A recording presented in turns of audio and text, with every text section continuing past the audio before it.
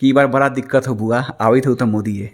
देखिए आएंगे, एक कहावत है कि you have to be the change. आप ये बस अपेक्षा करिए कि कोई आएगा एकरा बदल के चल जाएगा, तो ये बात होए वाला नहीं के। खुद आवे के परी और एकरा बदले के परी। समझ गए नहीं कि ना, अब ऐसे अपने के जे अनुमान लगावे के बाद लगा एक। और हमसे उपचार प्राप्त करते हैं तो पिछले 8 वर्षों से मैं सुबह में 7 से 9 लगभग एवरेज मान लीजिए तो 20 से 25 लोगों का निःशुल्क उपचार पिछले 8 वर्षों से करता आ रहा हूँ। मेरा पूरा नाम डॉक्टर पंकज कुमार सिंह हुआ। मेरा ग्राम स्थान बभनगावा, सोनपुर, नया गांव पोस्ट थाना पड़ता है और डुमरी बुजुर्ग पोस्ट ऑफिस पड़ता है। हमारे क्षेत्र में रोहिणी दीदी आई हैं, उनका बहुत बहुत स्वागत है। सारण की इस पावन भूमि पे बाबा हरिहर नाथ का भूमि है, माँ अंबिका भवानी का भूमि है, माँ कालरात्रि का भूमि है। बहुत बहुत स्वागत है। जो लोग भी आ रहे हैं बहुत अच्छी बात है, उनका मेरा हृदय से स्वागत है। और स्वाभाविक है, कोई भी प्रतिनिधि या कोई भी आपका नेता आता है तो क्षेत्र के जो कार्यकर्ता हैं उनको सम्मान देना चाहिए, और ये बहुत अच्छी बात है। बहुत अच्छी तरह से स्वागत हुआ है और उनको बहुत बहुत शुभकामनाएं कि वो अच्छे से और सही तरीके से इस चुनाव में भागीदारी लें और भविष्य में जो भी अपनी जो आपकी कर्म भूमि होगी छपरा, उसको पे आप अच्छे से फोकस करके और भविष्य की नीतियों पे आप चर्चा करिए और एक अच्छी राजनीति का एग्जाम्पल पेश कीजिए कि किस तरह से अच्छी राजनीति की जाती है। आज तक जो हुआ है उसको भूल जाइए और भविष्य में आप बताइए कि आप इस क्षेत्र के लिए क्या बढ़िया से बढ़िया कर सकती है। उनसे ये उम्मीद है। बतौर पार्टी से कोई मतलब नहीं है, जो भी नेता आए भविष्य की नीतियों पे बात करे, भविष्य में कैसे से बेहतर हमारा सारण विकास कर सकता है उस पे बातें करे। कौन नेता है उससे हमें कोई मतलब नहीं है। As a Janata, as a युवा, मैं चाहूँगा कि जो भी नेता आए युवाओं के लिए कुछ अच्छा सोचे, इस क्षेत्र के महिलाओं के लिए, किसान के लिए, मजदूरों के लिए, जो हमारे युवा वर्ग जो आज के समय में फौज में ज़्यादा से ज़्यादा जाने की चेष्टा रखते हैं, उनके अंदर की एक इच्छा होती है, तो उनके पास क्या करना है, खेलने के लिए सुविधा नहीं है, दौड़ने के लिए सुविधा नहीं है। मैं चाहूँगा उस पर बात हो। नेता आया तो ये आया, ऐसे उन्होंने नहीं किया, उस पर कोई चर्चा हमें नहीं चाहिए। जो किया नहीं किया उससे कोई लेना देना नहीं है। अब आप क्या करिएगा उस पर चर्चा करिए। डॉक्टर साहब, सारण की जनता जो है, मैं इनका परिचय करा दूं कि ये पेशे से डॉक्टर हैं और कंधे पे भगवा गमछा है। बाकी मैं कुछ नहीं कहूँगा कि ये गमछा क्यों है, डॉक्टर साहब हैं। और मैं जब आपके बारे में जब विजिट कर रहा था, जब आपके बारे में जान रहा था, तो काफ़ी युवाओं में आपके बारे में चर्चा थी कि आप युवाओं को काफ़ी मदद करते हैं, असहाय को, आप जिसको आर्थिक स्थिति से कमज़ोर है उनको शिक्षा में भी मदद करते हैं, पढ़ाई में मदद करते हैं। तो आखिर क्यों डॉक्टर साहब ऐसा क्यों कर रहे हैं? एक डॉक्टर बेसिकली लोगों से मिलने का समय नहीं होता है, डॉक्टर के पास इतना बिजी रहता है, फिर भी आप समय निकाल के कर रहे हैं। सबसे पहले तो मैं बता दूं, बेसिकली लोगों से मिलने का समय नहीं होता है, डॉक्टर के पास इतना बिजी रहता है, फिर भी आप समय निकाल के कर रहे हैं। सबसे पहले भगवा जो है ये एक एनर्जी जो होता है ना, पॉजिटिव एनर्जी का बहुत बड़ा संकेत होता है। ये एक तरह समझिए कि हमारे लिए ऊर्जा का बहुत बड़ा स्रोत है। बहुत लोग हमसे पूछते हैं कि भैया तू इतना काम इतना कम समय में कैसे कैसे कर ले वाला, अस्पतालों चल जाला, पब्लिक के बीच में भी चल जाला, युवा ला भी समय निकाल ले वाला, गांव भी घूम ले वाला। तो हम कहने की देखिए ये बहुत बड़ा हमारा सोर्स ऑफ एनर्जी अगर बोलते हैं तो ये भगवा जो रंग का जो गमछा हमारे कंधे पे, आज से नहीं बचपन में भी, उस समय तो उतना प्रतीक नहीं होता था कि हरा उसका है भगवा उसका है, ये शुरू से हमारे संस्कार परंपरा का एक प्रतीक है, हमारे सनातन धर्म का प्रतीक है। तो ये शुरू से हम अपने कंधे पे रखते हैं और इसके रखने से बहुत गर्व की अनुभूति होती है। तो और रहा बात कि आपने बोला कि युवाओं में आपका इतना उत्साह क्यों देखने मिलता है आपके नाम को लेके, तो सबसे बड़ी बात है कि मैं पिछले 8 वर्षों से अपनी पढ़ाई पूरी करके मैं पूरी का पूरा समय अपने ग्राम पैतृक स्थान बभनगावा पे ही रहता हूँ। चाहे 2 बजे रात भी हो जाता है, हमारे ड्यूटी ख़त्म करने के बाद मैं अपने ग्राम, अपने पैतृक आवास पे वापस आता हूँ। और सुबह 6 बजे से गांव के हो, दूर के हो, दूसरे डिस्ट्रिक्ट से हो, बहुत सारे लोग सिवान गोपालगंज से भी हमारे गृह स्थान पे आते हैं और हमसे उपचार प्राप्त करते हैं। तो पिछले 8 वर्षों से मैं सुबह में 7 से 9 लगभग एवरेज मान लीजिए तो 20 से 25 लोगों का निःशुल्क उपचार पिछले 8 वर्षों से करता आ रहा हूँ। तो ये इसलिए नहीं है कि अब नेतागिरी करना है या कुछ ऐसा करना है, एक सेवा का भाव है जो हमारे शिक्षा के दौरान हमें प्रदान किया गया है और बताया गया है कि सेवा ही सर्वोपरि धर्म है, जो हम करते रहते हैं। दूसरा रहा कि युवाओं के लिए कि हाँ, युवाओं को मेरा एक हमेशा से पैगाम और मेरा एक लक्ष्य है कि हमारा गांव जो हो एक स्मार्ट गांव हो, बोलने की बात नहीं है, इसके लिए मेहनत भी करना पड़ता है। और दूसरा कि हमारा जो समाज हो स्वस्थ हो और समृद्ध हो, और साथ में युवाओं के लिए जितनी भी रोजगार की व्यवस्था की जा सके। ठीक है, हो सकता है कि मैंने अभी तक लगभग 20-50 लोगों युवाओं को रोजगार में किसी न किसी तरह डायरेक्टली इनडायरेक्टली इंगेज किया है, और भविष्य में हमारी नीति है कि अगले एक वर्षों में लगभग 500 युवाओं को और अपने माध्यम से रोजगार का कहीं ना कहीं से जुगाड़ करवा पाऊँ। देखिए 8 वर्षों से ये बभनगामा से लेकर के शीतलपुर तक यानी सारण में डॉक्टर साहब अपनी पढ़ाई पूरी करके सेवा कर रहे हैं। साहब 8 वर्ष आपने बिताया है पढ़ाई पूरी करके। सारण के लोकसभा चुनाव की अभी, क्योंकि चुनाव में माहौल है तो बात चुनाव की होगी, बेसिकली सारण का मुद्दा क्या है लोकसभा चुनाव में? आखिर लोग जो वोट मांगने जाते हैं, यहाँ तो राजीव प्रताप रूडी सर हो, निर्दलीय कैंडिडेट हो, रोहिणी आचार्य हो, ये तो नेता हैं अपनी हर मुद्दा, लेकिन आप जनता की तरफ से बेसिकली उन लोकसभा उम्मीदवार कैंडिडेट को सारण की ऐसी क्या मुद्दा है जो आप बताना चाहें कि इस मुद्दे पे चुनाव होना चाहिए? सबसे पहला बात है कि हम लोग बिहारी हैं और सबके नस नस में पॉलिटिक्स का कीड़ा होता है, ठीक है ना। तो मैं सारे जो भी उम्मीदवार हैं सबको बहुत बहुत शुभकामनाएं देता हूं कि आप सब जो भी हो विजयी बने और अच्छा से अच्छा करें। राजीव प्रताप रूडी जी हमारे बहुत माननीय सम्माननीय व्यक्ति हैं, बहुत पढ़े लिखे व्यक्ति हैं, और उन्होंने क्षेत्र के लिए बहुत सारी चीज़ें करी हैं, और उम्मीद करते हैं कि इससे ज़्यादा कहीं ज़्यादा आगे करेंगे। कुछ बिंदुओं पे काम उनका चल रहा है, कुछ बिंदुओं पे आधा अधूरा है, और कुछ बिंदुओं पे नहीं हुआ है, बट उस पर मैं टीका टिप्पणी नहीं करूँगा। मैं उनसे उम्मीद करता हूँ, आग्रह करता हूँ कि जो भी काम अधूरा रहा है भगवान आपको फिर से विजयी बनाए, और आप उस चीज कार्य को, जो अधूरा काम है उसको जल्द से जल्द पूरा करिए, और ये उनका एक लक्ष्य होना चाहिए। बाकी जो भी उम्मीदवार हैं अगर वो जीतते हैं तो उनको भी बहुत बहुत शुभकामनाएं।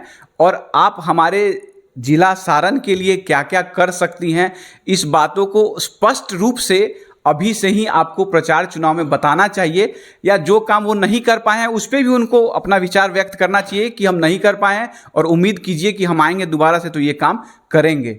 रह गया बात कि सारण में क्या चाहिए, जैसे मुख्य रूप से मैं जो भी उम्मीदवार है उनसे आग्रह करूंगा कि 2-4 बिंदुओं पर ज़रूर काम करें। सबसे पहला चीज़ कि युवाओं के लिए, क्योंकि हमारे यहाँ पहले ही मैंने बताया कि अर्धसैनिक बल में जाने के लिए बहुत लोग बहुत ज़्यादा मेहनत करते हैं।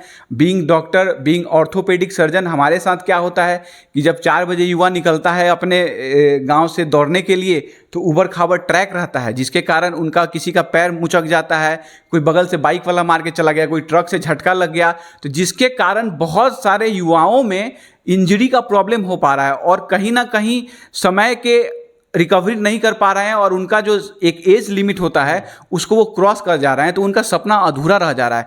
तो इसके लिए हम चाहते हैं कि सोनपुर, जैसे हमारा क्षेत्र सोनपुर हो गया, तो सोनपुर में हम चाह रहे हैं कम से कम अनुमंडल वाइज कम से कम एक ऐसा स्टेडियम बना दिया जाए, या एक ऐसा दौड़ने का ट्रैक हो जहाँ पे बच्चे दौड़ सकें, और भी एथलेटिक एक्टिविटीज़, एक्सरसाइज, जिम की सुविधा हो, जिसपे वो लोग फुल्ली तरह अपना व्यायाम भी कर पाएँ, रनिंग भी कर पाएँ, और साथ में उनको ट्रेनिंग भी अच्छे से अच्छा मिल पाए, और इंजरी कम से कम हो, कि हमारे बच्चे ज़्यादा से ज़्यादा सरकारी नौकरियां प्राप्त कर पाएँ, चाहे वो बिहार पुलिस का हो या केंद्रीय आपका सरकार का हो, जो भी नौकरी हो। ये एक बहुत इंपॉर्टेंट चीज़ है, क्योंकि बीइंग युवा मैं भी बहुत खेला करता था इधर उधर मैदान में जाकर, तो हमने देखा है कि इस तरह की चीज़ों की बहुत अभाव है। भविष्य में अगर सरकारें कर पाती हैं तो बहुत अच्छा है, नहीं तो हम लोग का प्रयास रहेगा कि सारे युवा मिलके और कहीं ना कहीं इसको एक जगह पर निर्धारित कर सकें, और उम्मीद है कि हम जरूर करके दिखाएंगे अगर कोई नहीं करता है तो। मगर डॉक्टर साहब, आप अपने खर्चे से इस चीज़ को करने की बात कर रहे हैं कि अगर कोई उम्मीदवार जो लोकसभा उम्मीदवार कह दे, या फिर जो सांसद बन के आएंगे, चुन के आएंगे, या तो रूडी जी का हैट्रिक लगेगा, या फिर लालू यादव का जो 2 दशक से उनका टूटा हुआ सीट था, लालू यादव का छोड़ा हुआ सीट था, हारा हुआ सीट था, वो दोबारा उनको वापस मिलेगा। तो अगर ये दोनों में से कोई नहीं करते हैं तो डॉक्टर साहब करेंगे। देखिए, कहीं ना कहीं कोई भी रेस में पहला कदम तो यहाँ के लोगों को ही लेना पड़ेगा। आप लीजिएगा तभी आपके साथ कोई कारवां जुड़ता चलता जाता है, और ऐसा नहीं है कि अकेले ये संभव हो पाएगा हमारे से, मगर कहीं ना कहीं उम्मीद है कि इसका आगाज हम जरूर करेंगे, अगर नहीं होगा तो। डॉक्टर साहब, जब हम आपके बारे में पता कर रहे थे, और लोकसभा जब हम कवर करते हैं रोहिणी आचार्य जी के बारे में पता कर रहे थे, तो कुछ लोगों का ये कहना था कि सारण में उम्मीदवार की कमी हो गई थी क्या लालू यादव को? देखिए, ये उनके पार्टी का अपना निर्णय है। राष्ट्रीय जनता दल बहुत बड़ी पार्टी है, बहुत पुरानी पार्टी है, क्षेत्रीय दल है यहाँ की। तो मैं तो नहीं मानता हूँ कि उम्मीदवारों की कमी है। एक से एक नेता यहाँ पे हैं राष्ट्रीय जनता दल के। हमारे एमएलसी सुनील सिंह चचा जी हैं, उधर और भी बहुत सारे विधायक मंत्री पूर्व रह चुके हैं, बहुत सारे नेता हैं। और अच्छा रहता अगर यहाँ से कोई क्षेत्रीय उम्मीदवार मिलता, तो जो ऊर्जा आप अभी कार्यकर्ताओं में देख रहे हैं, इनसे हो सकता दुगना ऊर्जा आपको देखने को मिलता।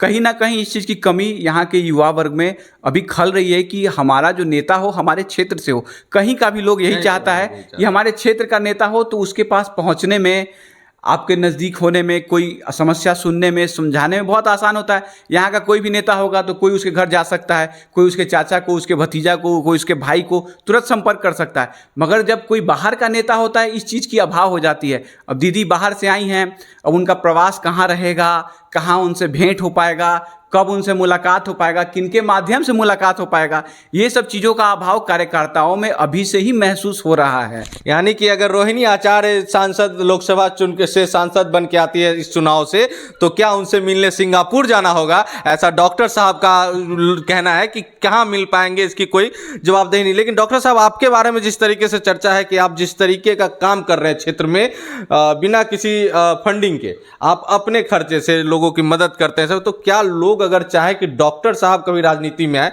क्योंकि अगर वो बिना राजनीति, बिना गवर्नमेंट की मदद से इतने लोगों को मदद करते हैं, अगर पॉलिटिक्स में आ जाए, राजनीति में आ गए, अगर आप सांसद विधायक की टिकट कहीं से मिलती है, तो क्या आप चुनावी सभा में, चुनावी रण में आगे आएंगे?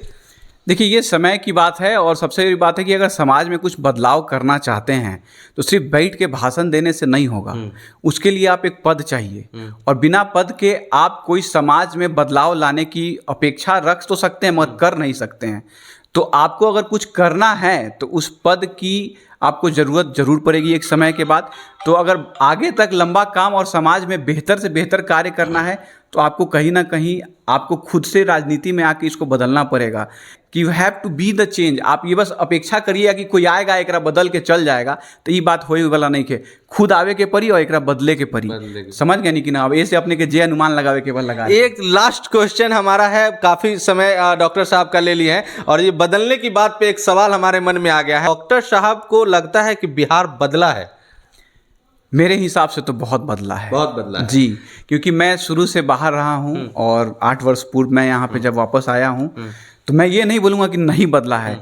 चाहे वो एनडीए का सरकार हो, चाहे वो महागठबंधन का सरकार हो, काम सब में हुआ है। मगर अभी काम बहुत होना बाकी है। इसके लिए एक स्थिर सरकार चाहिए, और स्थिर सरकार मिलेगा तभी आगे काम तेज़ी से बढ़ेगा। और मैं सरकार से एक और रिक्वेस्ट करना चाहूँगा कि हमारे माननीय मुख्यमंत्री जी, स्पेशल राज्य का दर्जा बिहार के लिए मांगिए। एनडीए सरकार है, एक अच्छा रहेगा, क्योंकि सरकार जब विशेष राज्य का दर्जा मिलेगा तो हम लोग का ग्रोथ जो है बहुत तेज़ी से आगे बढ़ेगा। 3-4 नाम हमारे मन में चल रहा है जो बिहार बदलने की बात करते हैं। प्रशांत किशोर जो बिहार बदलने की बात करते हैं, उनका विजन है बात बिहार की, है ना, यूथ इन पॉलिटिक्स। उसके बाद चिराग पासवान, और वो कहते हैं बिहार फर्स्ट, बिहारी फर्स्ट। ये भी कहते हैं बिहार बदलना है। एक हमारा सोशल मीडिया एक्टिविस्ट है मनीष कश्यप, वो भी कहते हैं कि मैं बदलूंगा बिहार, सन ऑफ बिहार, मैं बदल दूंगा बिहार। तो ये लोग हैं। और एक है आईपीएस विकास वैभव सर, जो कहते हैं लेट्स इंस्पायर बिहार, हमें बिहार बदलना है। तो इन लोगों को बारे में आप क्या प्रतिक्रिया दीजिए? देखिए, मैं सबसे पहले बता दूं, कोई अकेला व्यक्ति बिहार को नहीं बदल सकता। फिर एक बात समझ लीजिए, हम सब बिहारियों को मिल के बिहार बदलना होगा, तभी ये संभव हो पाएगा। चाहे चिराग भैया हो, चाहे प्रशांत किशोर जी हो, चाहे विकास वैभव सर हो, और चाहे हमारे मनीष कश्यप जी हो। हम लोग सबको एकत्रित हो के एक दिशा में सोच के सकारात्मक रवैया अपना के जाति पार्टी से ऊपर उठ के अगर कार्य करते हैं, तभी जाके बिहार में कुछ बदलाव की सुगबुगाहट आप महसूस कर पाइएगा। नहीं तो सब बोलने की बात रह जाएगी। क्योंकि प्रशांत किशोर जी अभी तुरंत राजनीति में एंटर किए हैं। उनको एकदम स्पष्ट बहुमत मिलने में अगर बहुत मेहनत, जिस तरह से मेहनत कर रहे हैं, बहुत समय लग जाएगा। तो कहीं ना कहीं आपको एक पद तो चाहिए कुछ बदलाव करने के लिए। तो हमें लगता है कि जितने सकारात्मक लोग हैं इकट्ठे हों, एक बढ़िया सोच, एक बढ़िया पहल के साथ बिहार को लगेंगे, तो बिहार में इतनी क्षमताएं हैं कि हम लोग किसी से भी पीछे रहने वाले में से नहीं हैं। उम्मीद करते हैं कि हमारा बिहार आगे बढ़े और इस सपने को साकार होते हुए हम लोग अपने जीते जी देख पाएँ, इसकी अपेक्षा हम रखते हैं। चलिए, की कुर्सी किसकी? निसंकोच मोदी जी आ रहे हैं, इसमें कोई शंका नहीं है। और ये सब लोग जानते हैं। कोई भी अपनी अंतरात्मा की आवाज़ से पूछेगा तो यही बोलेगा कि अब की बार फिर से मोदी सरकार। इसमें कोई संशय किसी को है तो मुझे लगता है कि आप गलत हैं। समझ गए कि नहीं? रही बात, आप किसी से भी ऑफ द कैमरा पूछिएगा, किसी भी पार्टी के नेता हो, आपको स्पष्ट वो बता देंगे कि बार बड़ा दिक्कत हो बुआ, आवे तो मोदी है।